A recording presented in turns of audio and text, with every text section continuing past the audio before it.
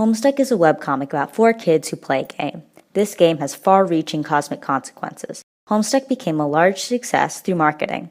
Not through advertisements, Homestuck is a success in repositioning and product development. Homestuck's product mix from Chapter 1 of the textbook consists of Homestuck, which is the most dynamic comic, with interactive puzzles, thousands of words, and hundreds of songs. Homestuck was not promoted by advertising.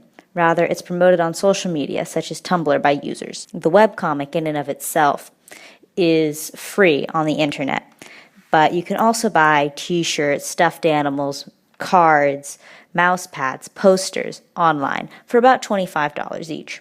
As alluded to earlier, both Homestuck's product and promotion rely on its place in the internet. Homestuck is very responsive to user input, empowering users to create fan art, fan adventures, and fan fiction. Global marketing, discussed in Chapter 7, is also achieved through fan creation such as this Russian fan venture.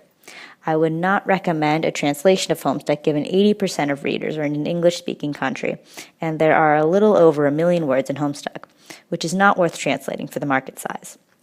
Homestuck could ship more merchandise internationally to reach more English-speaking foreigners.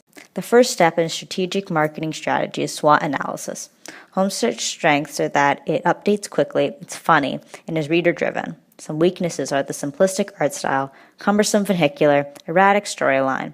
Its opportunities are expanding its demographic, collaboration with other artists, and making the comic more diverse. Its threats are that readers don't have the attention span to read sequentially, or that distributors of the merchandise encounter difficulties. Homestuck eventually dropped its user-driven storytelling in favor of a more character-driven plot. It's still fueled by reader input, and the readers name all the characters, and it has an author Q&A.